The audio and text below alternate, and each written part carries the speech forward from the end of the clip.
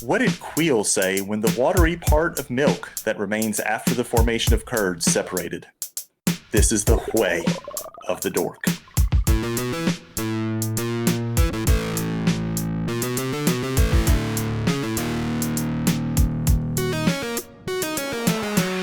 Welcome, everybody, to episode 75 of the Four Dorksmen podcast. I'm Nate, aka Angry Nate.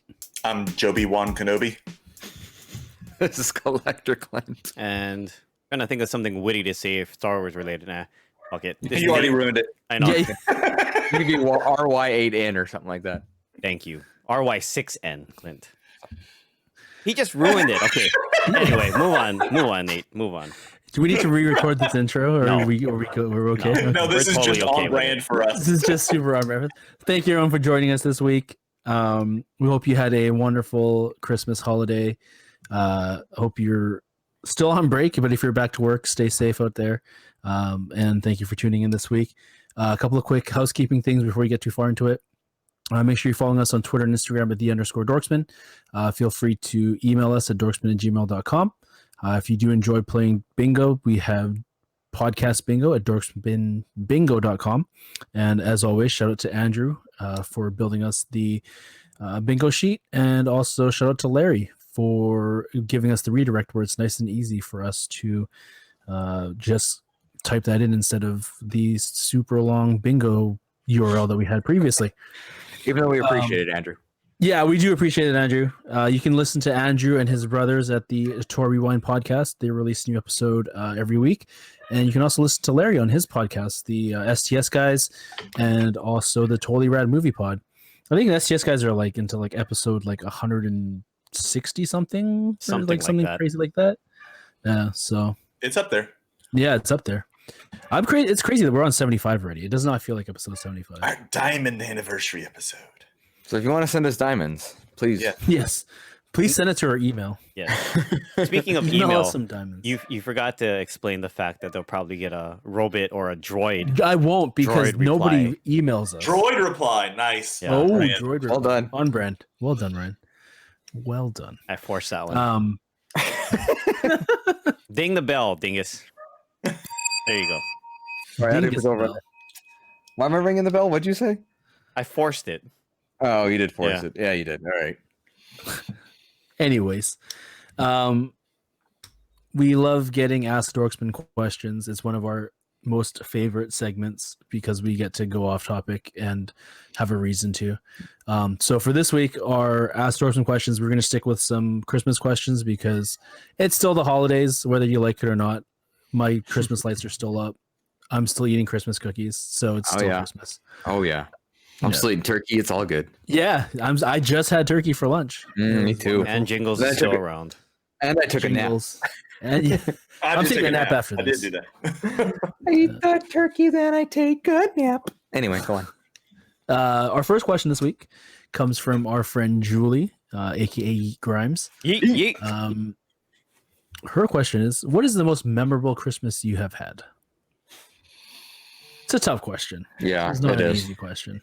It is. I think the answer every parent's supposed to give is their kids' first Christmases. So I'm gonna like kind of put that aside and say what was my favorite besides each kid's first Christmas. And it was probably one of the last ones I had at my grandmother's house, my mom's mom, where like all the cousins and aunts and uncles were still coming and before she got sick and all that kind of stuff. And, you know, it was the typical, you know, huge Christmas gathering with, you know, football game and, you know, basketball game and playing video games with your cousins and all that kind of stuff. And I was probably around my mid to late teens when that took place. So that was probably I don't remember the exact year because we did that very often during Christmas, but that was probably my favorite one outside of my kids' first Christmases. Very good. I've had a lot. You know, I've had great Christmases. I can't complain. One that pops in my head is the year the Nintendo 64 came out. I don't remember the year. I'm sorry, but I do remember how much fun it was. You know, the anticipation, waiting, getting it, having family all come over to the house and play it with us. That was always fun to see when somebody who didn't play video games really well wanted to still play. So, you know, they were great. That's one that sticks out in my head. But I gotta admit, this last one, because of my child, might be my favorite. She was just actually, she's old. She's 3 now. She's old enough to at least grasp some things, grasp Santa, really like decorations and lights and going around seeing them all, and really to kind of appreciate everything about it. Everything from the food to the with the movies to the just everything about it. So it was a lot of fun this year watching her enjoy it. I didn't know what I wanted, as a gift. I didn't know what I wanted to do. All I wanted to do was do things that made her happy. And I mean, it's going to get better because, being in a pandemic, we couldn't go anywhere or do anything, not that I'm dying for her to sit on a stranger's lap and tell her what she wants, but there's always that, or going around seeing more festive Christmas lights and stuff like that. So the best is still to come, but this year might be my favorite. I think for me, it's a toss-up between 2014 and 2018. 2014, I'm going to kind of like piggyback off of what Joey was talking about. That's the last time that we had a really big family celebration. And I know I've talked about this before. We used to, every Christmas Eve, go over to my auntie's house or one of her kids' houses, my dad's side of the family. But that's the very last time that we had a large get-together. And now my dad's older sister has Parkinson's, and she's not doing very well. Her kids are all older. Some of their kids have kids that are already going to college. So we've all since started doing our own little things. Yep. We used to do things like bingo, hot potato. And again, the big family gathering, that was the very last time that we did anything like that. So on that respect, I do miss that. But I also think about 2018 because that was right after I proposed to Michi. And that was really our first Christmas leading into us getting married last year. That's good. Huh? But it's also hard to answer this question because you feel like almost every year there's something good that comes up. Oh yeah, totally. This year kind of questionable with all of that stuff. We're trying to make the best of the lemonade, I guess, that we're forced to make here. I guess that's the best way I can describe it. Because they gave us lemons, is that what you're saying? Yeah. Too bad they didn't give us potatoes. We could have made vodka. Oh hell yeah! Who said I might do that anyway? Why not? You got Nate's attention now, so Nate, And then mix it with carry on from the vodka. Yeah, it's a tough question because I think every Christmas is very memorable just because it's just a very special time. Even since when I was a kid, getting the Christmas tree up and whatnot and the gifts and everything. It's every year is just something super special. But if I would have to say a specific year that was more special, I would say probably the first year that Elise and I were married or we had our first Christmas together, and we started the tradition of going to her parents' place on Christmas Eve at midnight, so midnight Christmas Day, and we'd open gifts together on Christmas morning, basically right at midnight because we didn't want to wait. So we usually do a Christmas Eve dinner. We'd all have dinner, and then we'd all just go home because we live kind of close by, get into our Christmas PJs, then come back at midnight and do the gifts. So we got to do that for a few years before her father passed this year. But yeah, so this is it's just been one of those things that we really enjoyed doing, and doing with her brother and her sister. And then when they started dating other people and stuff, we brought them into the fold, and we did the same thing with them. So the family just kind of got bigger over the years. So being the start of that tradition was fun and probably my most memorable Christmas in recent memory, I'd say. Hey, can I give a quick shout out to your wife? She's done excellent Christmas gifts for you the last 2 years. Oh yeah, this year absolutely killed it. This year outstanding. Yeah, it was ridiculous. Lisa nailed it because I love that photo of that drawing, and I love the year before with Simpsons, right? Yes, the year before. That one's great too. On front of HQ. So yeah, very cool. No, she's great. She knows exactly because I get basically the problem with me is I'll buy whatever I want. Right. So it's hey, does he need some pops? No, because he probably would have bought it already. Mm-hmm. Does he need a collectible? No, he doesn't, because he would have bought it already. So I'm terrible to shop for. So she has to get creative, and I love it. Yeah. You sound like everybody's parents ever. But I that's great. And I told my wife about it, and she's like, "Oh, is that something you'd like?" I'm like, "Well, I'm not going to say no." So. Exactly. It's like what's behind me, right? What my wife got me for my anniversary. Yeah, exactly. I would have never expected exactly. that, but as soon as I saw it, I started tearing up. It's very personalized. There's nothing else like it in the world. Right. So Exactly. anyway, One of a kind. One of one. One of one. I'll take it. Very cool. Julie, thank you for the question. I guess I need to respond and ask if you have yours Do it. Find her tweet from like 6 years ago. from last Christmas. From last Christmas. You gave me a question. All right. Anyway, Our next question comes from our good friend Manny, aka Manny. Bodega. We're sorry we missed you for this week's Friday Manny. Hopefully we'll see Friday Manny next week with Dorksman Game Night and future Friday Mannies. So his question is, what is your ideal Christmas tree decoration and what other locations in your house or yard you would decorate? And would you want your house to be a musical Christmas display? okay. There's a lot to unpack. There's there. a lot. There's a lot. So just to clarify, he asked, what's our favorite Christmas tree decoration? Yeah, like what is if you had unlimited money and whatever you could do, I guess, what you would decorate your house as? Like where would you decorate for Christmas in your house if you could do anything? So Okay. I'm going to answer a question, but not Mandy's question. First of all, our tree.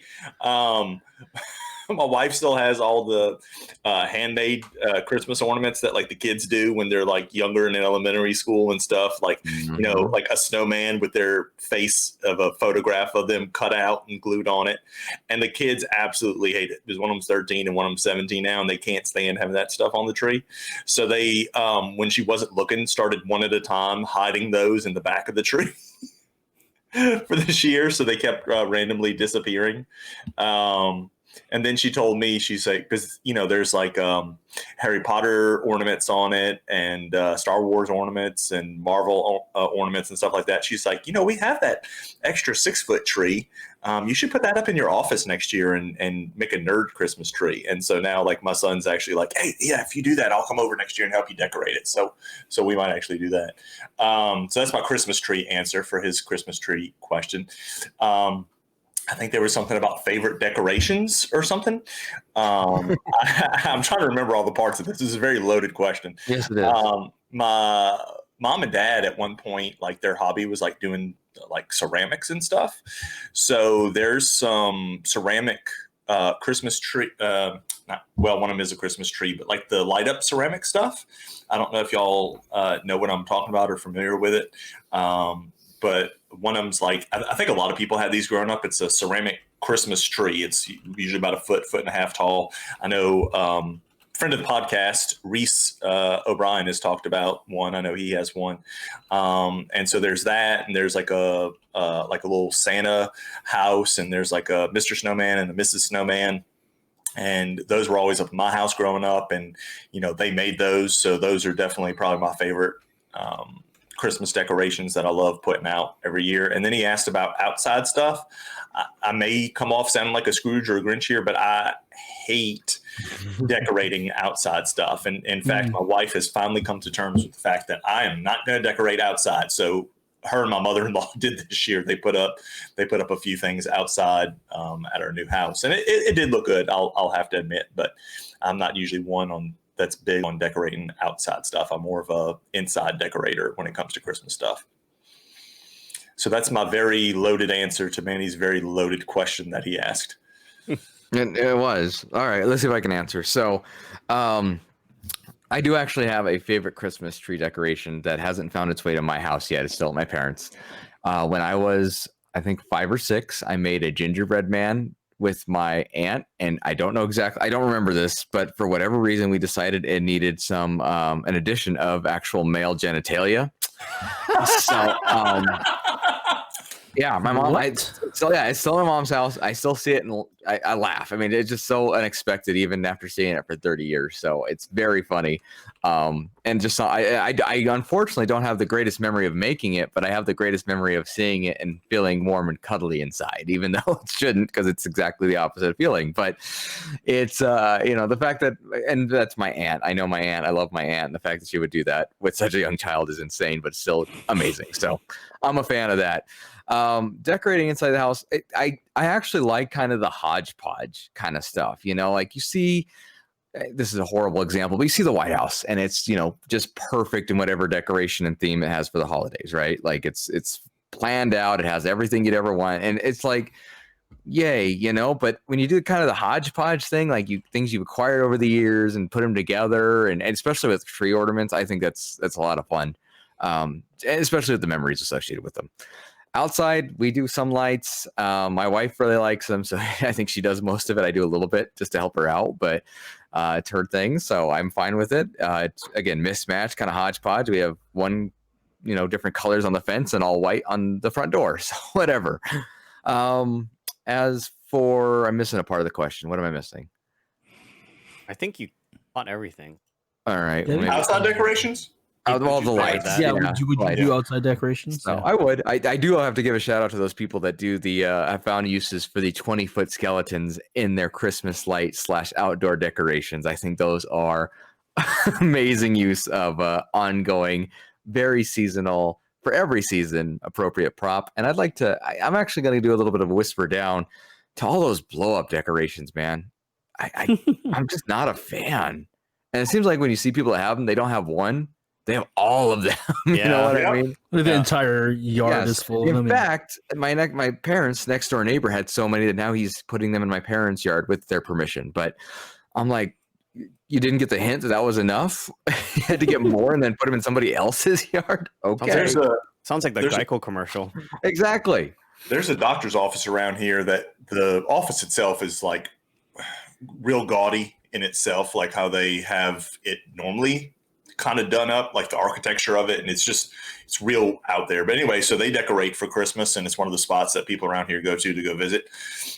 And so we went there this year for the first time, and his is like that. It had probably close to 100 blow-ups in the parking lot area, and it's a pretty decent sized parking lot, because it's a doctor's office, but it's insane, like the number of blow-ups that are in there. It's not exactly what Clint's talking about. Kind of excessive. And I mean, that's great. I'm glad you're in the spirit, but you don't need, and they're not cheap either. They're not like, $10 a pop. They're not cheap, but I mean, to each their own. You're also talking to somebody who spends a lot of money on vinyl toys, so I can't really say much. But also the electricity that goes into powering them, right? Right. There's a guy that lives up the street from us that every year, I don't even know how many of these dioramas he has, but every year he has a different blow up one, and it covers the entire freaking lawn. It's crazy. So that is crazy. The other thing that I think about is like, how much freaking electricity are you using? Yeah. To actually power this stuff. But you know what? Like you said, to each their own. I might miss a part here. So for me, what was it? First part of the question was, what is your favorite ornament? Was that what or just it was? favorite decorations that you would do around your house, like ideal decorations that you would do around your house? Okay. I'm going to kind of deviate from the tree a little bit and tell you guys a short little story. So my mom started this tradition of buying bare, what do you call them, music boxes. I think must have been when I was one, or it might have been when my mom them got engaged. So she carried on that tradition for close to 30 years. And the only reason she hasn't really kept up with it now is we no longer have a music box store here in Hawaii. And she doesn't travel enough to she used to go to San Francisco. I think it's San Francisco Music Box Company or something to that nature effect, rather, that she used to buy them from. But there's one in specific that I always used to love setting up every year. And it's a music box of a little bear skating around in an ice rink. And it broke my heart when the thing locked up and it died. So it was one of those, you could twist it, to charge it up. But I guess we twisted it and we locked up the mechanism so it doesn't skate anymore. But for whatever reason, I just loved watching that thing skate and the music that it played. So that would be my favorite thing. As for decorating outside, I never used to do that, but my wife loves it. She likes to decorate whatever the season is. If it's Easter, if it's Valentine's Day, if it's Thanksgiving, she always has something to put out. So on our front porch right now, we have 3 little light up presents, and we have a giant toy soldier. But Nice. For some reason, the lizards that live outside in the yard, they love to just hop on it. And it's funny because my wife is terrified to death of lizards. She's living in the wrong place then. And I feel like I'm missing part of the question. There was 3 parts, right? There was your decorating inside, your favorite decoration, and then what Would feel you about want outside? Yeah, would you want a musical Christmas house display? Oh, Oh, I didn't answer that. I knew I was missing something. No is my answer. I do No. not want people driving up to my house and staring constantly at my house. I'm just gonna say That's a no. good point on Clint's part. So I would say no too. All yours. dude. Yeah. Grinches. You're all Grinches. It's not that we're Grinches. It's that, I don't need a display. I want to be famous, but I don't want my house to be famous. Yeah, I don't want people driving by and slowing down And parking. Yes. I mean, there's been people who have gotten fights over viewing these things. Like gotten out of their car and started swinging. It's probably in Florida, but wherever it is, Wow. that's insane. Dude, I remember the guy that started Popeyes, Al Copeland. He had a notorious light display at his house. I don't think it was actually in New Orleans. I think they actually lived in Metairie. I went by to see it a few times, and it was like one of those situations where they had to get cops to direct traffic because it was in a neighborhood. Like it wasn't like on some piece of property way out, with nobody else around. I mean, it was a well-to-do neighborhood, but still it was a neighborhood with other people that need to get in and out. And there was always clashes with the neighbors, and there was some fights that broke out and stuff like that amongst people. It's crazy once your house gets that status that people want to, make a trek out there to go see it type of thing. And I'm like Clint, I wouldn't want that. I wonder, just with that same thing, if Brian Mariotti gets a lot of visitors because he has so many of those giant Funko statues out in front of his house. I know he has Elf out there right now. He's got some from classic, I don't remember all the characters, but classic Halloween Christmas movie claymation kind of stuff. I wonder if he gets a lot of people driving by and really pissing people off in San Diego. But who knows? I hope he's got a Isn't gate. that on Coronado? He does. So It's not like it's not in downtown San Diego. It's No, it's no, a no, good, no. like 20 minutes outside the main city, from what I understand. I think you're right, but still, People are Anyway, crazy. people. Well said. Moral of the People story. will go. People will go and drive out there and look and do their thing. Yeah, for me, I don't want a Christmas lighthouse. Like, I don't want a musical house. Our neighbor down the street, like actually on the very, very end of our block and across the street, they used to do that. Their lights would, as soon as December 1st hit, their lights would go up. They'd have crazy light displays in their yard. There'd be music playing nonstop. So the middle of the night, like if Barry needed to go like to the bathroom, I'd take him outside. That thing was lighting up the entire neighborhood. And then the music was like, you could hear it. I could hear Christmas carols word for word from down the block because it was so quiet. And it was just, the music was just going. They've stopped doing it this year for whatever reason. I'm kind of thankful they've stopped because it was nice, but at the same time, I'm glad they've decided to stop. But I would definitely not want to do that. For me, I think I'm happy with just decorations on a tree. Like, sure, we'll put a wreath on the door, but that's the extent of the outside. I don't want to hang lights. I don't want to do any of that stuff.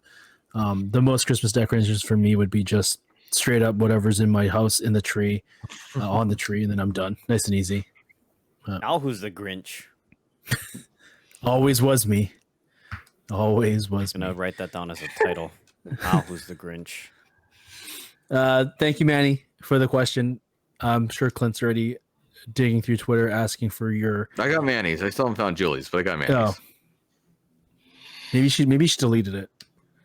Anyway, either way, still a good question. Thank you. Anyways, thank you, Manny. So this week we are gathered to talk about The Mandalorian. So before you go any further, if you have not caught up on The Mandalorian Season 2, please hit pause on this episode because there will be spoilers. Lots of spoilers. We are actually going to go quite in depth of what we saw in Mandalorian Season 2. So this is your first and only and final spoiler warning that it will get spoilery. While we're on the topic of spoilers, I see some of you fucking weirdos out there who think spoilers are okay. And fuck you. They're not okay, you fucking weirdo. Keep your... I don't know if I use the term weirdo. Yeah, I was gonna say weird. Not you're a weirdo. Asshat, dipshit. There's a lot of more harsh words to describe somebody than There needs to at least be a 48-hour rule I mean, and then if bare after minimum. 48 hours you haven't watched it, then it's on you, and you just need to stay off social media. But I think you should be able to get on social media within the first 48 hours and should be able to avoid spoilers. But Well, that's even just my then- personal opinion. Nobody cares. Your 100 followers on Twitter don't give a shit about what you think of the Mandalorian. You still want to share your thoughts, though. You could, but I mean, That's you what can do that social without media is spoiling. You can do it No, without I'm saying, being but Nate's spoilery. saying even after that, like, Oh. don't talk. You can about share your it. thoughts, but don't be Yeah, specific. Nate doesn't I understand like how it. social media works. Social media is about sharing your thoughts and You feelings. can and share your pictures of thoughts and be like, food. hey, I enjoyed the Mandalorian finale. Boom, done.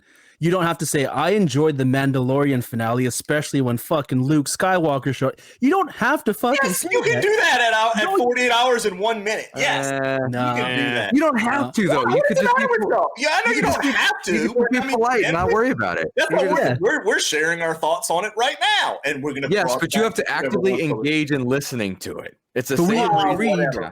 We agreed to discuss this spoilers with So spoilers. social media is not for discussions. Is that what you're saying? No, No. you're bending that a little bit.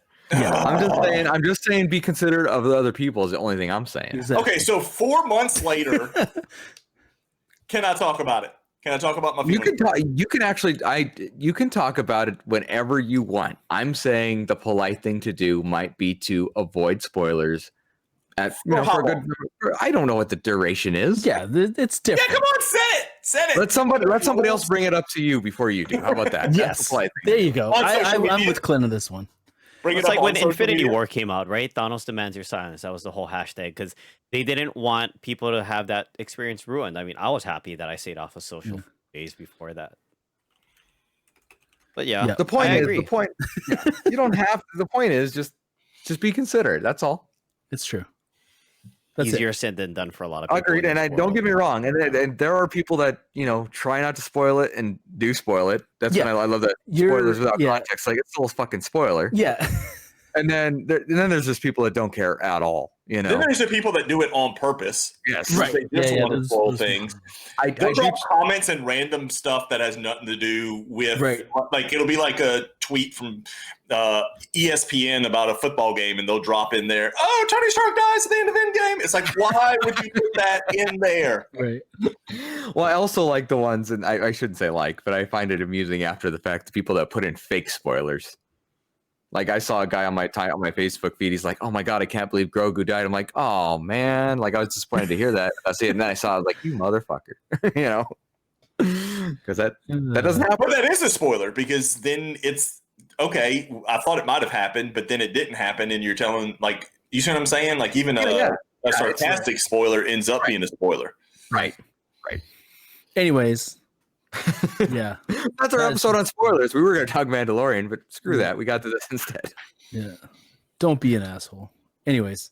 Watch your damn So what do hand. you guys think? Season 2. Love it, Very hate good. it. Loved Very it. good. I thought it's funny. I keep telling people who haven't seen this that it's not Star Wars. It's not typical the Force versus Jedi's versus lightsabers. You know what I mean? Like it's and I know we've described it like this before. It is a space western that has an interesting story that can be told at any depth of interest in Star Wars. If you're not a big Star Wars follower and not know any of the lore, you can still enjoy it. If you know even just some of the lore, you can enjoy it. The deeper you get into it, you might enjoy it even more because you know what's going on. An example of that are the other Mandalorian that showed up. I had no idea who those people were, but I know those that watched Clone Wars did, and that's awesome. Well, I would agree, but with your statement about it's not Star Wars-y for the season 1, but season 2 definitely got more. It got more. I agree. Star Wars-y, if that's a It did. word. It did. But it did in the sense that it wasn't necessarily traditional. Yeah, there were talk of Jedi, but it wasn't like my Jedi Force is going to defeat the dark side. There was no dark side, really. Well, I like that they waited to start incorporating it, and it wasn't really over the top. Like, think about it. In the first, well, technically, you can go back to last season and say they showed you Boba Fett, but nobody knew for sure that was Boba Fett when Fennec Shan was down. Right. But then the first episode of season 2, it's like, oh, yep. And again, you were 90% sure, right? Because of, it's the same actor that played Jango Fett and the prequels, you're like, oh, well, that's him. And then people are like, oh, well, what if it's just one of the other random clones? And so there was some debate about that, but most of us realized they were probably introducing it as being Boba Fett. And then it was several more episodes before they actually fully brought him on and he got his armor back and all that kind of stuff. And now we get a spinoff, which we'll talk about later. Yeah. But overall, like, I still think if I'm looking at them a season as a whole, I think I enjoyed the first season more than the second season. I'm not saying the second season wasn't great. And I'm not saying the second season didn't have great moments. Like the Boba Fett stuff was great. I thought the episode where he's sitting down in basically the stormtrooper cafeteria, if you want to call it that, and he's got his mask off, and that whole conversation with Bill Burr's character and the commander, I thought that was a great part of that. I thought there was a lot of great moments, but again, overall, if I'm just measuring out season, comparing it to season, I'm thinking season 1 is probably still my favorite. Now, of course, was I geeking out like a little kid when Luke showed up? Hell yes, I was. Like, I was sitting there watching it with McGuire, and all season I had watched the episode for Friday, and then I watched it again when he came, but I promised him for that one we'd watch it together. And so that scene where the X-Wing is coming in, and, they had kind of had some X-Wings in previous episodes. So I'm like, oh, here comes, some backup. And then I forgot who it was. It may have been Cara Dune's character was like, oh, it's just one X-Wing. I'm like, it's Luke. That's who's in the X-Wing. It's Luke. It's just one X-Wing. There'd be no other reason why they would have just one. And then just like, I haven't gone back and watched the second time yet, and I really need to, because I think I was geeking out so much. I missed a lot of the cool stuff. Like, I missed a lot of the connection between that scene with Luke and the trooper droids, whatever you want to call them, and the correlation with the Rogue One scene at the end with Darth Vader. So I saw a lot of people comparing the two scenes afterwards, and I didn't really get that connection at first. I really need to go back and watch it, but I did love a lot of the moments in season 2, but a lot of the episodes kind of felt like, I know Nate and I talked about this, I don't remember if we've talked about it, but a lot of them felt like video game side mission episodes. Like it felt like they kind of moved the plot along, and you made it connected to the overall arc of season 2, but I felt like if you'd have taken that episode out, you really wouldn't have lost anything. I felt that way with the first season some too. So there were some side mission episodes for season 1. I definitely don't disagree with that. I felt like there were more in season 2, but then at the same time, I felt the episodes were too short. Like, that was one of my chief complaints this season, was that even the finale, I was like, oh man, this finale is going to be like an hour and 15 minutes. And then when we turned it on and it just immediately jumped into the action, I'm like, okay, maybe 45 minutes will be enough, since it's just going to immediately jump into it. Now, what's interesting, thinking about that from season 1, is one of the side quest episodes was the one where they, Bill Burr's character, along with the others, invade that, starship. Well, I don't even remember exactly all of it within it, but it's funny how that came back to relate to season 2. Yeah, so, they did do a good job connecting it. So, I mean, it's funny you say it's a side quest, but then you realize it was a primary quest just after the fact. You know what I mean? But I agree with the opinion and the thought, especially when watching it, that some of these were side things that didn't matter. At least not. If we look at it as foreshadowing based upon what happened in season 1 and how things have come back in season 2 to impact the overall plot, I don't think it far from the truth to say that a lot of these things that we're thinking are side missions or whatever other word you want to use to describe it, it is definitely going to impact season 3. We just don't see it yet. Like, for example, when I didn't think of that either. A lot of people that don't know the full lore and may not understand her relation to Boba Fett, they were like, okay, who the hell is this? They're like just excited, oh, it's Ming-Na Wen, right? But and you look at season 2 and what's going to happen, of course, in season 3, because Agents of S.H.I.E.L.D. is not a thing anymore. He's still part of the larger Disney family. He's going to have a major role. Well, she is in the Book of Boba Fett. Yeah, like, she's going to definitely have a major role. Yeah. But anybody that's fully engrossed in the lore and more than just a casual fan of Star Wars immediately saw this coming. So sure. To your guys' point, it doesn't matter if you're a casual fan of just Star Wars overall, or if you understand the specifics about Mandalore and dive into understanding more about Boba Fett and all of this stuff. It's like a multifaceted gem that is just, it's going to keep generating hype. I agree I'm with you. excited. Yeah. But I agree that Joey still with it felt, it still feels like a side mission. I understand it's important later on, but like I'm just thinking of the I'm going to screw up her name, the Ahsoka episode. Like that didn't really advance a whole lot. They could have easily said something, 2 minutes in, hey, go to this rock because I'm not going to do it. You know what I mean? It was the typical backdoor pilot for Hollywood. Yeah. Oh, totally. And I mean, I understand. Now we know there's a spinoff of that. Great. I mean, I know a lot of people are excited. I still am out on that one just because I don't know enough about the character, but I'm sure it'll be great because that's what's happened so far. But that episode itself, even though there were things that advanced the story, like needing to go to the next place for the temple, and even getting the spear or rod was important to the story as well. I didn't know it at the time; it came into play later on. But the rest of it kind of felt like, why is this important? Why do I care what's going on in this village with these characters? If it's only going to be for this one episode, As soon as that episode, he got that, all the characters. It showed his I think it showed part of his humanity, yes, and how he's developed more as a character, more than just a bounty hunter. And you could kind of see glimpses of that as he's going through raised kind of working with Grogu. But as soon as he got the spear, I was like, he's gonna fight what's his face with this, and this is gonna come back. Like as soon as he got that weapon, I was like, I knew that in a couple episodes this was gonna come into play. I thought it was gonna get melted down, to be honest. So I'm glad you had that. I didn't even think of that at the time. But so for me, as someone, sorry, just really quickly, please. Someone that's not a Star Wars fan in the sense that I do enjoy it casually, but I don't really quite understand the lore around everything.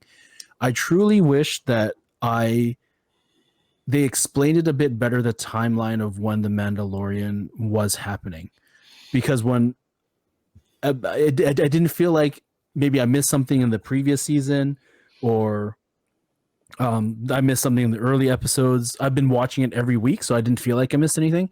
But the finale, when Luke came out, I was fucking confused because I was like, that looks like Luke, but what's this timeline? Is this, where does this fit in the movies? And that threw me off. And I think that partially hurt my what I felt would have been a much stronger ending to the season. But that's just on me. Like I felt like I probably should have known better, or I felt like they could have explained it a bit better. They did leave it to, I think, where they assumed you, before this even started last year, that you saw that it took place between episodes 6 and 7. Like they came out and said that, hey, here's where it fits in the timeline. And I don't think that was well publicized. I definitely agree with you that I think instead of just dropping, because they did drop little things here and there that I think you kind of had to put together to figure out when it was in the timeline.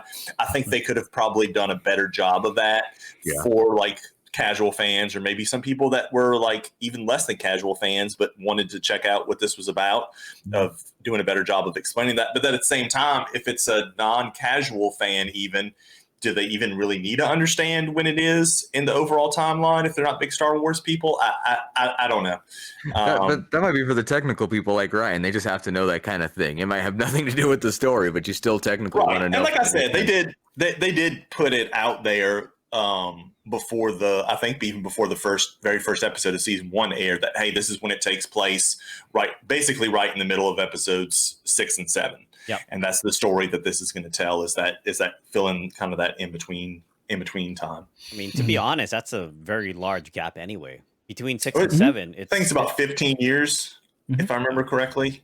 So yeah, I mean, a lot can happen in 15 years, especially when you're talking about, okay, the empire crumbled, and then now you've got the First Order. Like, where's that swing from one to the other? And I think they're doing a good job kind of explaining that. And I think they're slowly kind of building up to that. And I'll wait till we get to that part of the discussion where we talk about where we think the franchise is going to go. But I think they're doing a good job setting that stuff up. And I think y'all brought up a good point earlier that I had not thought about, was that a lot of this stuff that feels like side quest or side mission stuff does end up playing a factor later on. And like Ryan said, maybe some of this stuff in season 2 that I felt was not necessary, maybe plays a bigger factor in season 3. So I'm gonna stop calling these episodes side missions, and instead they're just. But there's they're- legitimate yeah. to your feeling about it, especially in the middle of the season. I mean, and I feel like some of it is time filler, but you're right. Let's It's just enjoy time it. But filler, but it's not kind right. of thing. Like, I'm gonna kind of deviate for a little bit here, and we are gonna have a discussion, guys that are listening, about this very subject in future episodes here. But obviously, my main base is going to be Marvel. So to kind of give you context about like where this is coming from. So we may view this as a side mission and maybe like a side story. If you think about all the events of what happened in Age of Ultron. Now, my theory is that these are going to have direct repercussions about bringing in the Fantastic Four. So when we're thinking about like with Mandalorian, we may not see this immediately right now as being ultra important, but it will lay heavy foundation and groundwork for things to happen in seasons 3 and possibly even 4. It may be laying groundwork for Book of Boba Fett or even for Ahsoka. We don't know yet. So you're saying the frog people are going to come back and save the Mandalorian in season 3? Definitely. I sure hope so. I mean, let's be real, right? Disney, for one thing, they're excellent storytellers, and where we may not see it right now, they're so good at hiding foreshadowing where we don't see it. And then after the fact, in retrospect, you're like, shit, I missed that. Shit, I missed that. I go back and I watch some of the even like Marvel movies now, and I'll watch like the first Avengers, and I'm still picking things up to this day. I'm like, I didn't catch that before. What I love that they've been doing, I know they've kept the writing for the most part pretty solid across the board as far as who's writing the episodes, but I love that they have different directors coming in so that you can kind of get there. And look, if nobody would tell you, oh, this episode was directed by Bryce Dallas Howard, and this one was directed by Robert Rodriguez, and this one was directed by Dave Filoni, like if somebody didn't tell you that, you wouldn't know. You'd be like, oh, Jon Favreau directed all of them. You're like, oh, okay, well, that's cool that he directed all the episodes. Like, I think they're doing a great job of being cohesive amongst all these different directors that they're bringing in, with it still having kind of its own little unique story that they're trying to tell within each episode. And I just love that, and I hope that's something that they continue doing moving forward, is kind of having different directors. I want the Quentin Tarantino episode. I want the Steven Spielberg episode. I want the I went Quentin Tarantino, and then followed right after that is Chris Columbus. yes. Yes. I want to see the most bloody glory Star Wars episode, followed by the most cutesy little kid episode. I would love to see a Home Alone Mandalorian episode. Where it's Grogu. Yeah, I agree. Yeah. So let's get into some major spoilers here. I mean, the thing is, at the end, for anybody that hasn't seen it, sorry, but we warned you. Luke Skywalker takes Grogu away, and I think he becomes one of the Knights of Ren. I'm kidding. That's a joke. But Wow. But that kind of, at least for the time being, ties a bow around the child portion of the Mandalorian. We're going to get into something completely new come season 3. At least that's the expectation. I mean, who knows? Maybe Luke gets pissed off and he has to come pick him up. Out of there. Yeah, I mean, that's right. And the Mandalorian he steals all his macaroons. Yeah, I mean, I don't know what to expect. I'm sorry, but the point is, in theory, we're now basically saying the baby Yoda, the child Grogu, will not be going part of the series forward. I disagree. You think? Okay. I mean, I don't want to interrupt your thought. No. Please do. That's the whole point.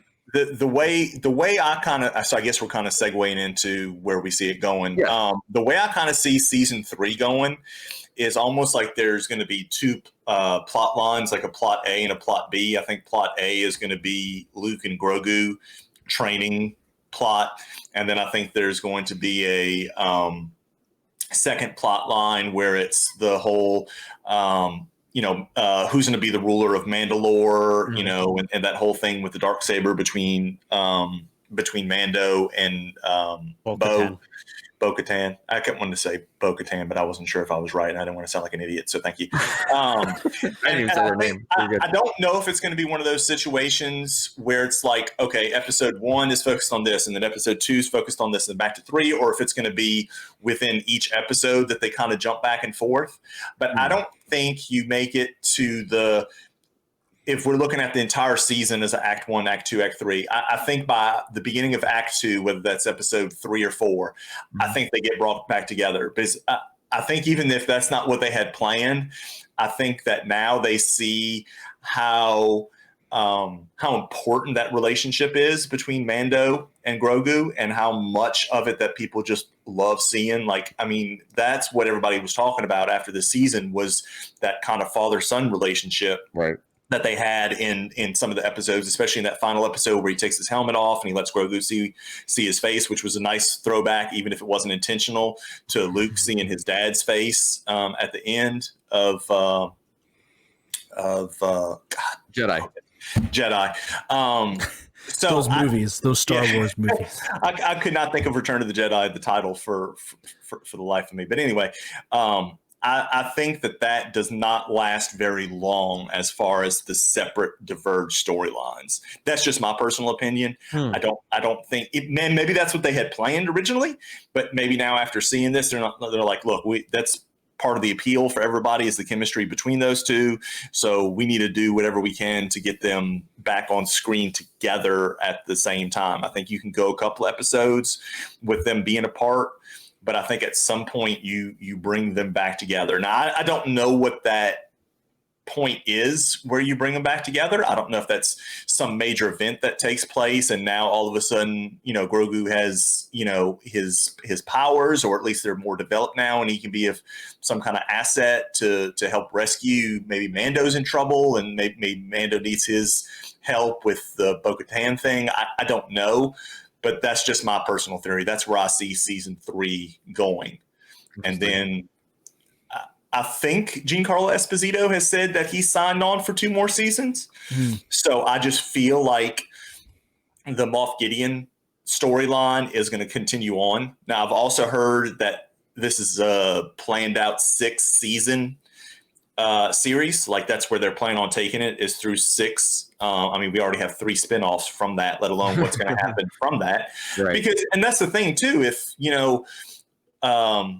Ahsoka, after Mandalorian is over, is still going, he could always reappear there. Grogu could always reappear there, I mean, you could even go into Force Awakens timeline, and say this stuff is, taking place, at some point in that general area, and somehow connect that stuff, and then there's the whole, theory floating around of, does any of this relate to Snoke, because we still never really got a backstory on who was supposed to be the big bad of that, sequel trilogy. And we didn't really get a lot of backstory on him. So there's always that possibility as well, that could be, somehow weaved into that. And I think it would be too, because I mean, he is kind of the first order, so to speak, when we first see it, right? I mean, eventually Kylo Ren kind of, I guess, takes that over once he kills him. Spoiler alert.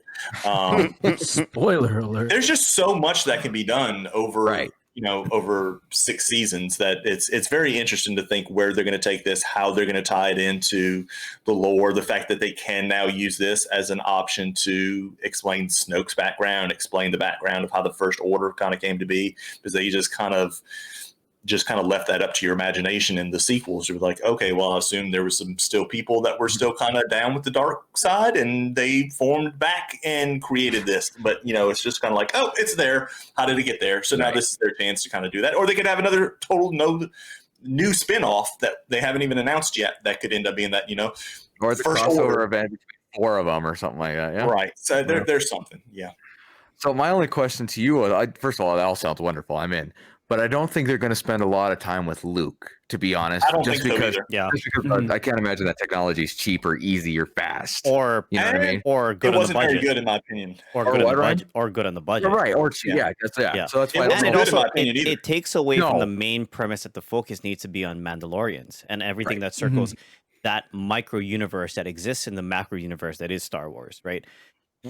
To your discussion point earlier, this was really good in the first season for a lot of people because it didn't focus on the typical Star Wars discussion. We had talk about the Force. Yes, we did. That was great. But we didn't see a lightsaber. I mean, if you classify the dark saber as a lightsaber, well, that's still up for discussion. We didn't see that until the last episode of season 1. Right. Discussion about Jedi didn't really come into the picture until later in the series. Focus was on Mandalorian, Mando, and the child, Grogu. Right. And Yeah. now that Grogu's elsewhere, that's why I'd like to see him go back to that formula a little more. You know what I mean? And I think they can, especially with the dark, because the dark saber more represents power or authority than it does, you know, an actual lightsaber or the Force or Jedi or anything For like the that. people that understand the lore behind it, yes, that's a good So point. So to your anyway. to your discussion there, I do think, and I agree that season 3 will likely dive higher or deeper rather Higher. into the discussions about how are they going to decide who is actually going to be ruling Mandalore. Is it going to be Mando because he technically won the saber, Which he did, or yep. even if he's trying to give it to Bo-Katan, he cannot rightfully do that by their tradition because she needs to win it in battle. Are they going to engage in something? Is she going to go as far as trying to take him out? We don't know. Right. And Right. just because the series is called The Mandalorian, who's to say it's always going to focus on directly him? Yeah, and I definitely agree there will be a reuniting of the child with him. It's just, I think it's a matter of when. And I mean, I'd be okay with it. Joey brought up a great point, sooner than later, you know? Yeah, I think they're going to use these spin-offs to delve into those other areas of Star Wars. Like, I think they're going to use Ahsoka to dive more into the Jedi part. Yes. I think they're going to use, Boba Fett to give people what they've been wanting. And I see the Boba Fett thing as possibly just a limited run series. Like, maybe it's just a one-season thing. This is very similar to The Mandalore. Right. Well, the book of Boba Fett makes it sound like it's a journal, so it's like going to be like I wouldn't be shocked if it's random stories, not even told chronologically about, you know, like the first episode will probably be what happened to him between Jedi and Mando, and then you know, some other things that hopped around. I'm actually sorry to interrupt, and I'm sure you guys have thoughts. I apologize, but I'm actually super excited that they've made Boba Fett relevant again, because I always hated the accolade that character got in the first 3 Star Wars movies because he didn't do shit. Right. You know? He really did. It was the armor. You are very lucky that Cliffy is not here to discuss that point with you, because he would want to choke you off for that. He probably would. He probably would. But to go with that, though, I'm excited that they're going to elaborate on why he's a great character. And maybe some of us that are like, why the hell is this action figure worth more than any other action figure? Right. Why is that the case? So I'm really excited that there's going to be an elaboration. That's not a word. They're going to elaborate more on what makes Boba Fett great. And it might be a 1 season, you know, kind of series, or it might, who knows, they'll probably make a lot of money off of it and keep it going because Boba Fett's so well loved before it even starts. But it'll be interesting regardless. The thing for me with Boba Fett, just going back to the original movies, was like you said, it was just, he didn't do much in the original movies at all. His rocket went off and he died. Yeah. But, like, it's the mystery. Yeah, it's like the mystery of who he was and just how cool he was. It was like that transcended anything else. Like, he didn't have to do anything, but just by being there and just seeing him was just like, man, he's who I want to be if I was in a Star Wars movie, right? Like, sure, you have your Jedis and your, you know, you can have whatever, but, you know, a lot of people were like, damn, that he's just a cool character. But yeah, I definitely agree that he's gonna be, I think his series is gonna be good. I think it's gonna be limited for sure. What I would like to see for the Mandalorian, I really, really was hoping that with the finale of season 2 was gonna be that battle with Bo-Katan for the Darksaber.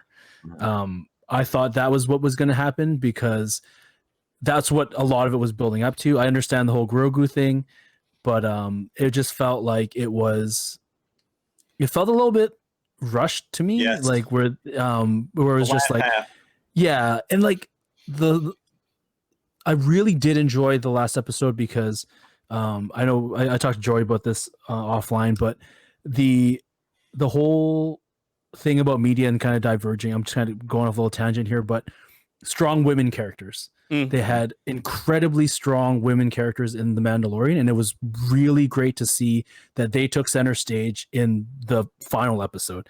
Great. They were the ones that took the ship. They are the ones that, they led the way, and they did it without, they did it with their skills. They did it with their know-how and their abilities, and they did a great job with that. and then it was just like, well, let's disregard that. They're just going to hang out on the bridge while the Mandalorian looks for Moff Gideon and takes, like there's a time gap there. What are they doing? Just hanging around. So I felt that like there could have been a bit more to that, but I understand where they were going with the story, the whole Luke thing and whatnot. But yeah, I was a little bit disappointed. If you can even be disappointed that you saw Luke Skywalker, Yeah. I was disappointed that there wasn't a more final kind of conclusion to the Mandalore story. But that makes sense because I feel like I would enjoy that for season 3. They got to leave a cliffhanger somewhere, man. Yeah, there's a lot more to be told. I think the term that I would use is that last part of that episode didn't feel as fleshed out by the writers as it could have been. I don't want to say that it needed to be, because I think it still told a good story, but it just felt rushed. It felt very condensed. It felt like a lot of stuff was going on right there. It's like, oh, hey, Luke's coming and he's saving the day, and Luke's going to take Grogu, and Mando are going to have this moment, and everybody's sitting in there, and oh, he took the dark side. And like the thing about Moff Gideon's character felt awkward. Like the whole thing where he kind of like, after the fight was over, he just seemed real. It was just real strange how his character was written in that scene, and the main area where they kind of all were at the end on the bridge or whatever you want to call it. It just felt, again, it didn't feel like it was fleshed out enough as far as, what's happening and who's doing what. Felt like he could have used about 20 more minutes, to be honest with you, to make it seem like it fit a little bit better together. It just didn't seem very cohesive. It felt like things were just happening and they weren't explained what was going on, if that makes sense. Well, he planned it out very well. He knew very well what he was doing that Mando didn't understand as being a foundling, right? He didn't understand their full teachings about the Darksaber. So he did that on purpose. Oh, I don't disagree that he was playing him the whole time, but I don't even feel like that aspect of it was very well written out and very well explained. And I'm not saying they have to explain it, and I guess maybe I'm just having a hard time explaining myself on it, but that's the best way I can say it, is it didn't feel like that scene, that series of events was very well written out and then played out into actual, what takes place during it. I felt like they could have done a little bit more on that part. I'm not saying it was bad. I just felt like it's like, oh, cool, Luke's here and he's going to rescue him. And then, well, what's going on with Moff Gideon and what's going on with Bo-Katan? And I realized some of that was to set up for what was going to take place next season. Right. But I felt like they could have done that in a different way, if that makes sense. Here's my question back to you, though. I'm sorry, Clint. Go ahead. I agree with you. Go on.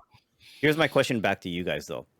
So, with respect to understanding that not everybody is going to have the level of knowledge about Star Wars as, like you, Joey, because you are a resident Star Wars person, four of us here.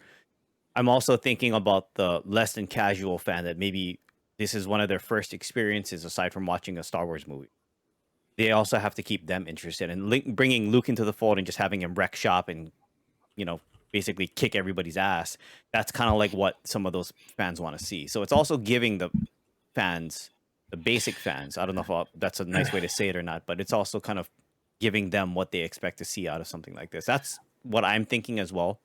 Oh yeah, it felt like fan service, but not in a forced way. Like it's forced. It wasn't the whole last movie. It wasn't the Rise of Skywalker. Right. It felt very organic, and that's not even the part. Like it's not like it was a Deus Ex Machina, hand of God type thing. I felt like it was appropriate enough to bring in, considering it's, a Star Wars series. It was just the other stuff. It was the whole thing between Bo and Moff and Mando, that whole dynamic that felt not very well fleshed out. I thought the Luke thing was fine. I thought Grogu going with Luke was fine. I thought the goodbye between him and Mando was excellent. One of my favorite parts of the whole 2 seasons that I've seen. I thought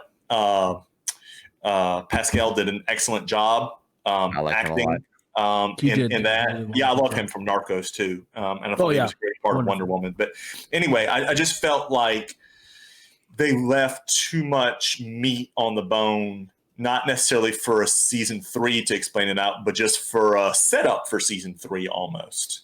I wouldn't be shocked if this next episode, I guess this would be chapter 17. Is that right? Yeah. Because they're eight. Okay.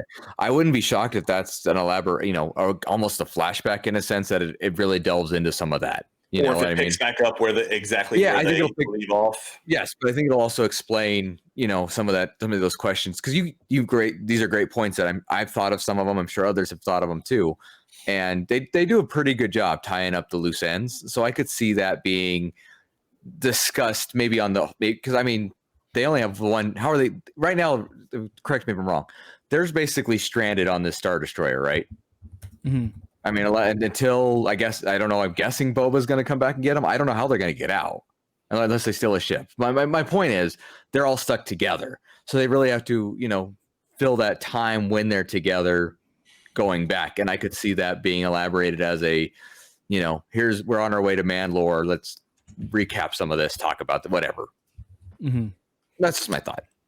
Yeah, and I don't disagree with that either. I think that's a very likely possibility, is that when it starts off, like you said, chapter 17 could start off with that. But what's also interesting, I don't think they've officially said that this is the timeline for release, but what it kind of feels like is that Book of Boba Fett is going to come out first, and then Mando's going to kind of piggyback off of that season 3. So I don't know if Boba Fett's going to 100% just focus on him, or if like in the last episode or two, it'll be a arc where they bring that back in. Because like you said, what happens to everybody? Well, obviously somebody comes and gets him, because now Phoenix with Boba on oh, good point. Yes. On Tatooine. Right? Yeah. So there's that. That's happened. That's taken place. But you could go back and flash back to before he sits on the seat and all that kind of stuff. So, which, by the way, the ending of Mandalorian is great, but the end credit scene is just, for anybody that was saw the 1983 version of Jedi, will love the end of that. Mm-hmm. Mm-hmm. So, well, anyway, I think we've kind of said a little bit of Mandalorian. We do have the spinoffs. We've talked about Book of Boba Fett. We've talked a little bit about Ahsoka. Am I saying that right? I'm not saying that right. Ahsoka, yeah. Ahsoka, yeah. Okay. I think it's going to be interesting to see if they bring in any of the characters from Rebels. Obviously, Admiral Thrawn's going to be somebody that they're going to talk about, because she mentions in that one episode where she's there, that's who she's looking for. So obviously that's going to be part of the storyline.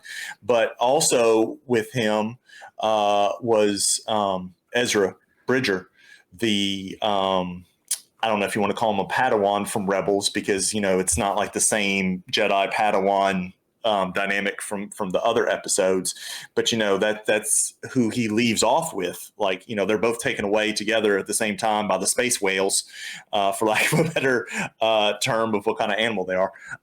So I'm interested to see if they're going to bring him to live action.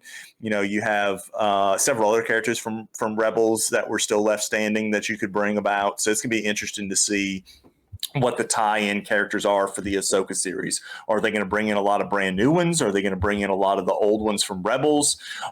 Are they going to do a mixed match? There's all kind of stuff that they could do. They could technically bring in characters from Force Awakens, if they wanted to. So it's going to be interesting to see where they take that particular storyline. And then the other one is Rangers of the Republic? Was it the one? Go on Rangers, real quick. yep. When does Rebels take place? Rebels takes place between episodes 3 and 4.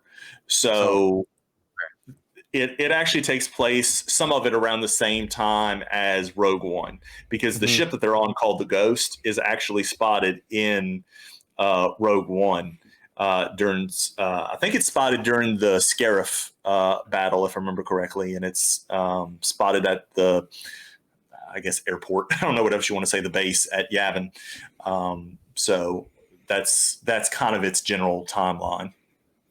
So you're saying words, and I understand that they're words, but as someone who's not super into Star Wars, like I'm having a hard time keeping up. But it's a good thing, because I feel like, for me, being able to represent like the casual Star Wars fan, where it's like I'm still very much enjoying each each movie, each series, whatever they come up with, I'm still gonna enjoy the hell out of it. Like I don't feel like you need to know everything about it. Right. Like Book of Boba Fett is gonna be fucking rad because when Boba Fett got his new armor, I fucking geeked out because I was like, holy shit, that looks so cool.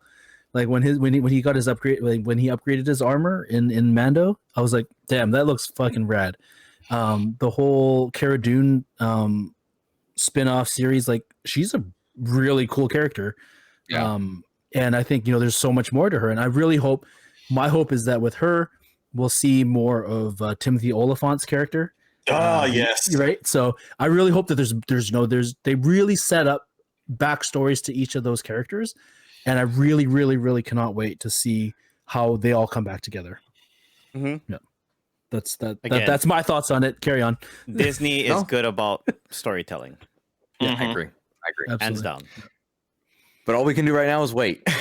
Yeah, because and that's the worst part. I mean, let's also not forget here that we're talking about spin-off series, but this isn't an unknown. Let's also consider that this also probably has repercussions on Obi-Wan. Oh, totally. Mhm. Well, and I mean that How? Founders Day, how many do they announce? I mean, Maybe Wait, not. Maybe what not has Mando. repercussions on Maybe it? not Mando in specific, but I'm willing to bet, just given everything how they're doing with the MCU, everything's got to be connected in some way, shape, or form, so you can keep the people happy that understand the lore and understand the full continuum of the timeline from start to finish. There's got to be some sort of tie between Ahsoka and Obi-Wan's spin-off series. There's got I to be. don't think so. I don't see how. It's going to tell the story of when. I guess they could. I guess they could bring her on to his series, but they can't really bring him on to her series unless it's as a Force ghost. I'm not which I saying guess they could technically. like them popping up in each other's series, but what happens in one will have some sort of tie to the other. Mm.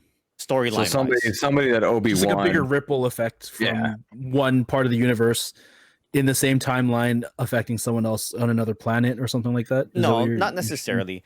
Timeline wise, they're very far apart, right? Because we're talking about Obi-Wan series is going to be taking place essentially around the same time as Rogue One. Well, he's babysitting Luke, yes. Which we've already seen that story as well, which is crazy to me. Like we've already seen in Rebels him and Darth Maul's battle to the death on Tatooine, which I thought was a good end to Obi-Wan's storyline. So it's going to be very interesting to me how they're going to incorporate that. Are they going to retell that in live action form with the Darth Maul thing, or is it going to be something totally separate and they're going to leave the Darth Maul thing to just Rebels? That part's kind of interesting to me too, as far as where they're going to take that, because they already kind of touched on that storyline. Yeah, that's open for a lot of discussion too, because I know that fans definitely would want to see that play out. A lot of the Star Wars fans feel like Darth Maul was one of the most badass characters, and he was killed off so prematurely. Come to find out later on, when Rebels came out, he wasn't really dead. But we never got to see his character. I'm sorry, Clone Wars. There you go.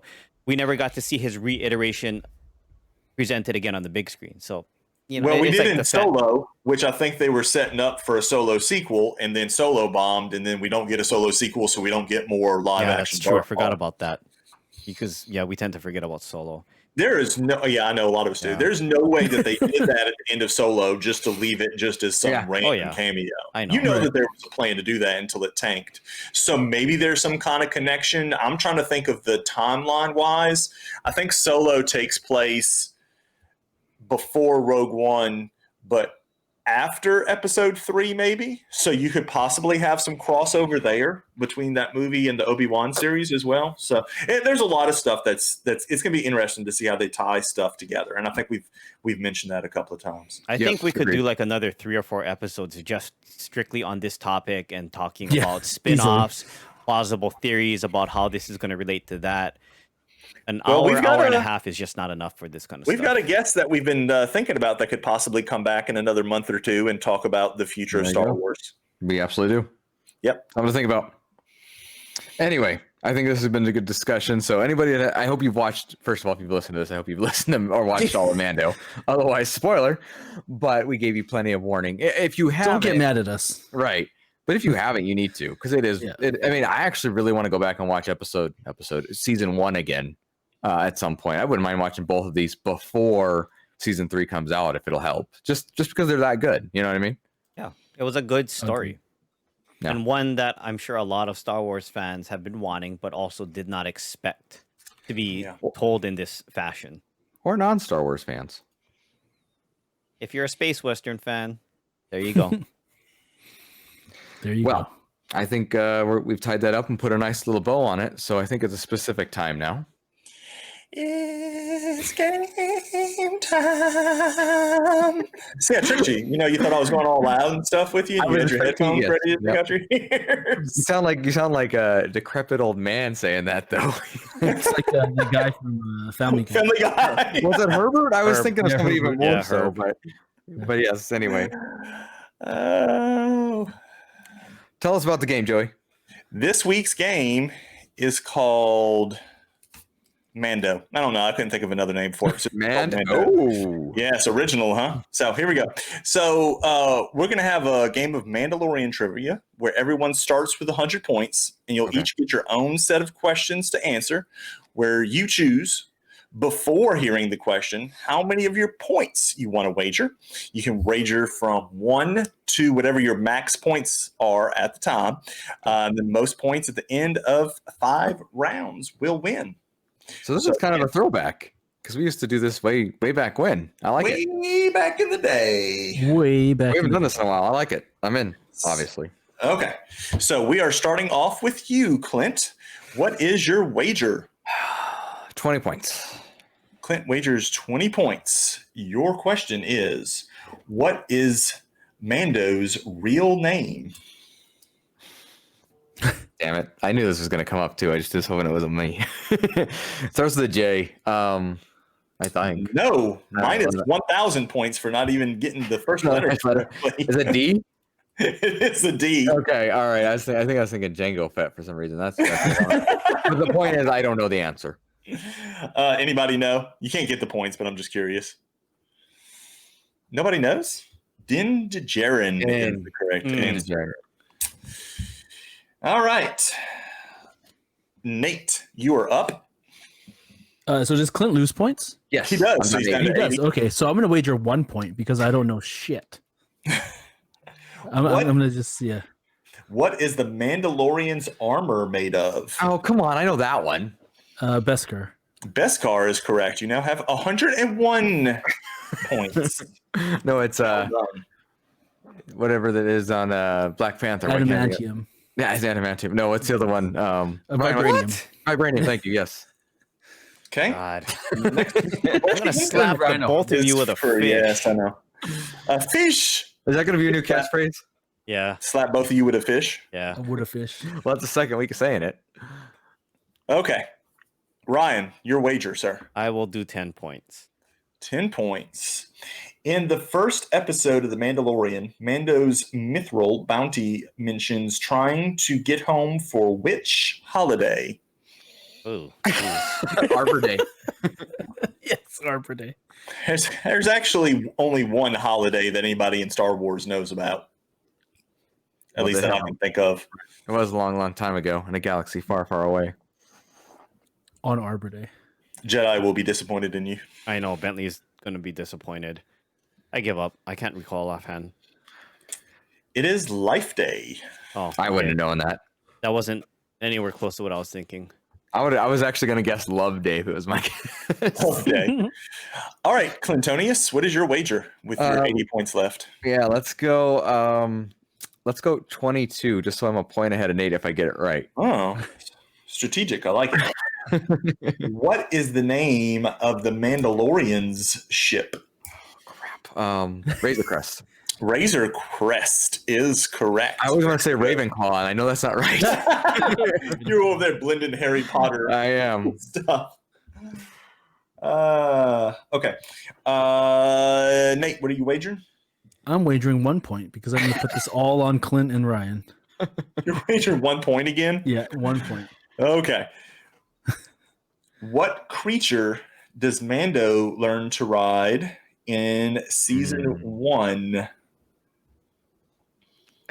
Can I just describe it? Yeah. It's like Nick Nolte. Final answer. I have no idea. I know what it looks like, but I don't know what. It looks like a half a crustable attached with arms. It's exactly what it looks like. So you don't know is the answer to that. I was gonna be like your mom, but that's That's ugly.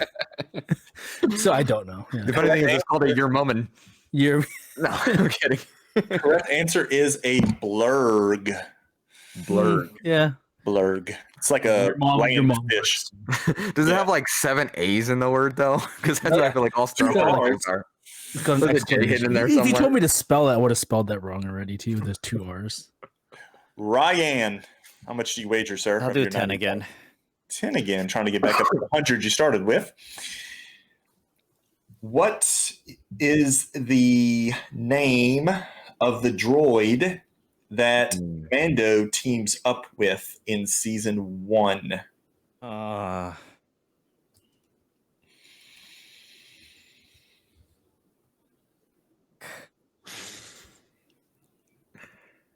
I'm gonna feel really stupid once you tell me the answer, because I can't remember right now.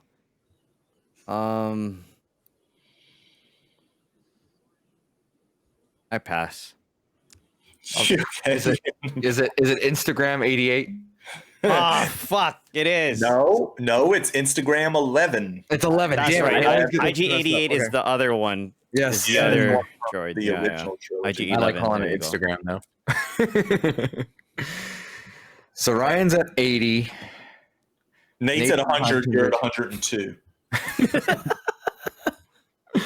All right, fine. I'll wager 2 points. You guys suck. Okay. Clint, your question. What does Mando trade with the Jawas who stripped his ship to return the parts? Oh, I know this one. Oh, I don't. Oh, that's a great question. I remember this happening.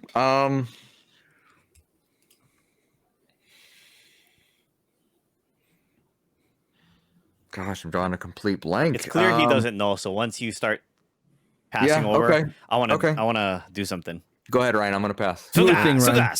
suga. Correct answer is the egg.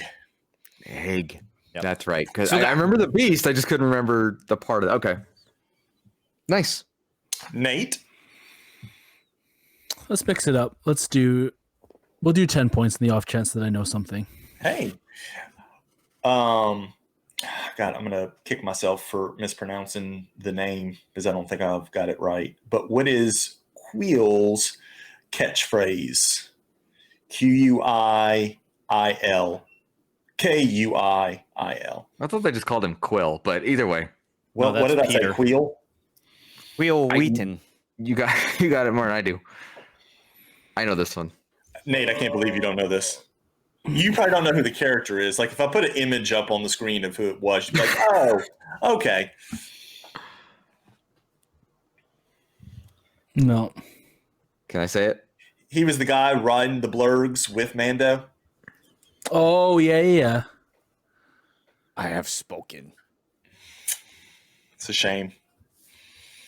It's a shame. Shame upon your house. So we are now over to Ryan again. Go 10 again. 10 again. Who ambushes Mando after he rescues the child in season 1 from the Imperial Laboratory? From the Imperial Laboratory.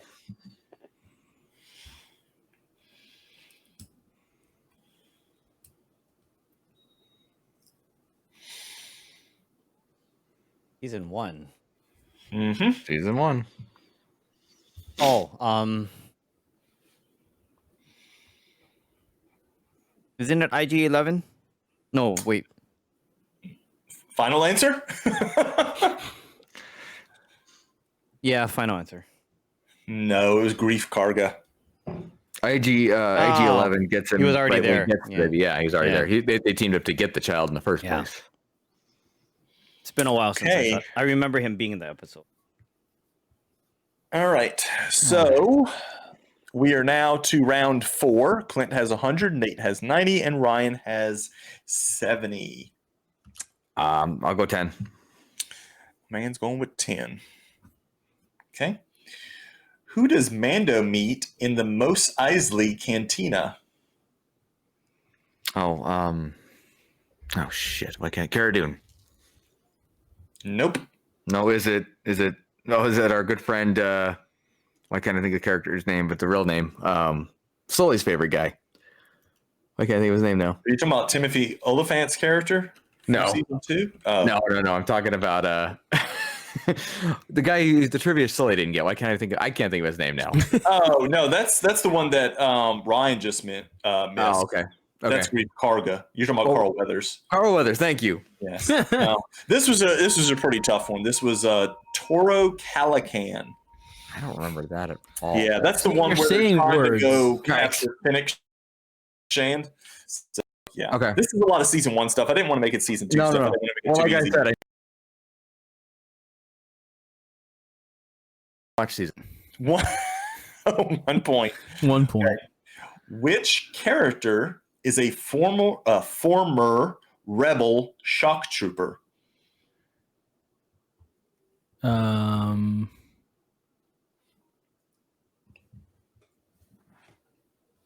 Was that Cara Dune? Cara Dune is correct. So you are now in the lead with 91 points. Ryan, Slowly but surely. 10. 10 points.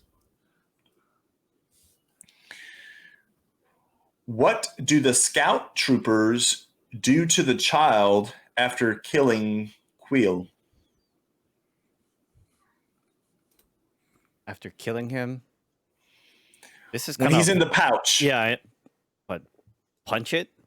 Yes, sir. That is Okay. correct. I was like, that's kind of an open-ended question because they were. That's why I gave you that little Yeah. bit of extra Yeah. to give you a better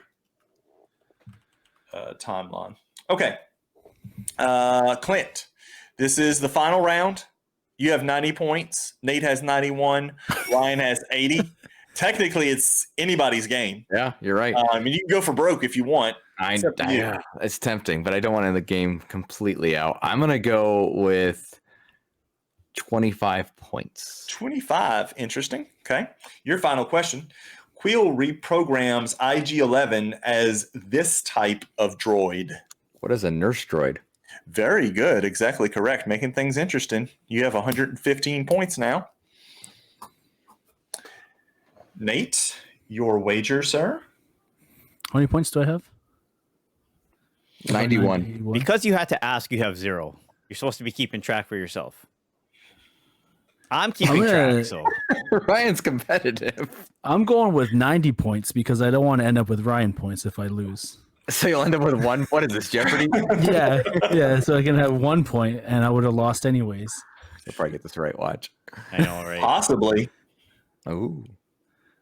Which character removes the Mandalorian's helmet in the end of season 1? I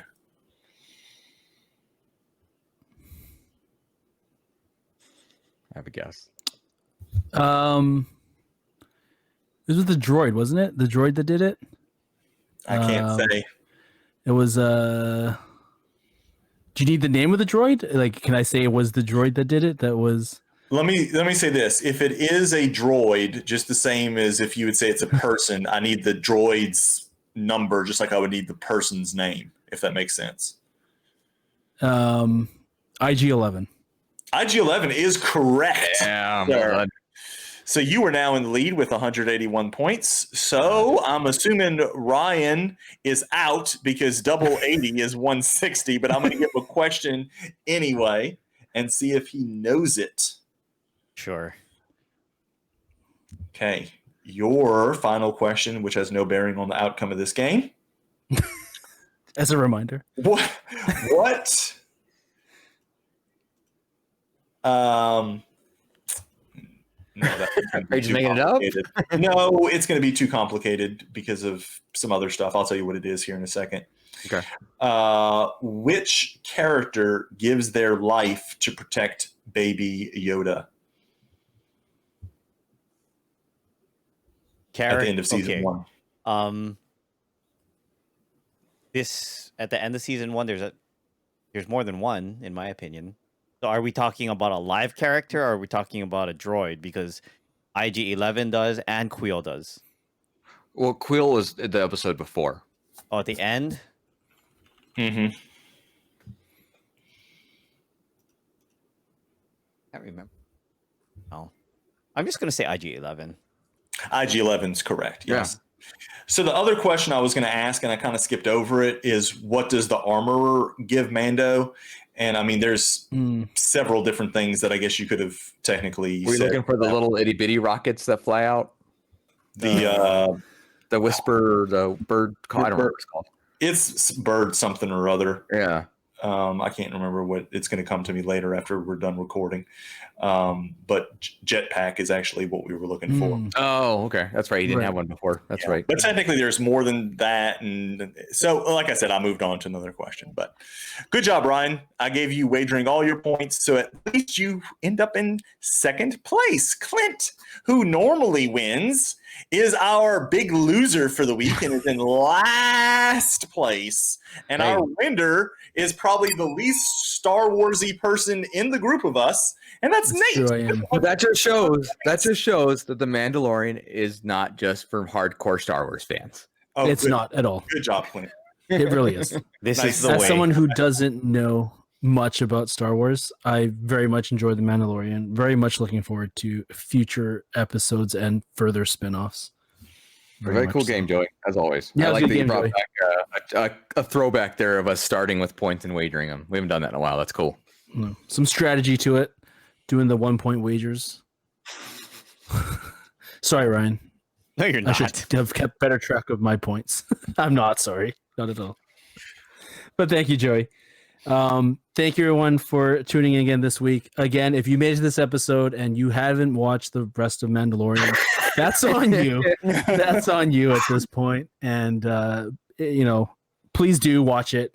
Watch it again. I'm going to watch it again. I really enjoyed it. It'll be really interesting to be able to kind of binge it and kind of watch it in succession to see if there's anything that I missed, going week to week. So that's probably what I'll do with my week off, with some time off this upcoming week. So just make sure you're following us on Twitter and Instagram, _Dorksman. I think this week Ryan will be doing the streaming thing on his channel, twitch.tv/Asian Tony Stark. Probably Monday, Thursday, maybe not Thursday, but Monday for sure. Today, and Saturday. I'm going to say next today, week? even though it's Sunday right now when we're Today. recording this. But if you're listening to it when this launches, then yes. So hopefully later today. Or today at the very same time, depending what time you listen to it. Or in the past, who knows? Or you already streamed and they missed it because they listened to it on Wednesday. Yeah. And Clint will be doing the Mario Kart probably on Tuesday. No, we're doing Smash Brothers on Tuesday. Smash Brothers on Tuesday. So yeah, make sure you tune into twitch.tv/the_Dorksman.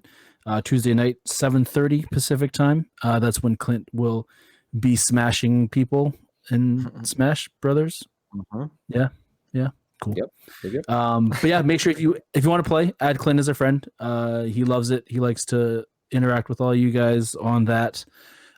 Next Friday, the return of Dorksman Game Night. It was just a 1 week off, but I think we'll be doing some Jackbox, right? Friday night, Clint?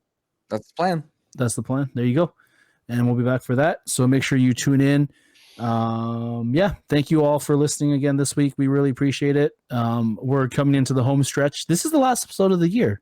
Yes. Holy shit. Yep. This is the last episode of 2020. Anything you guys want to say before they don't hear our voices until 2021? Well, just congratulations on making it through 2020. Regardless, you did make it. It might not have been perfect. You might have been limping into the finish line, but you finished, and you should applaud that. No. We all should. Yeah, some of us are definitely limping in. Yeah. I'm not going to say it could get worse or it can't get any worse because it can. But, hypothetically and statistically, it will get better next year. So It's been a hell of a year. We're glad we made it through it. Let's look forward to what's to come. There you go.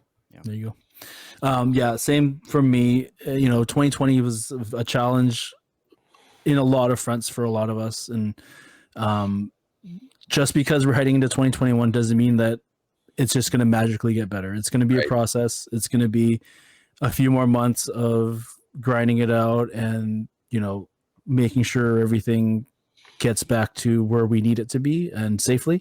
So please continue to wear a mask. Please continue to socially distant if you can.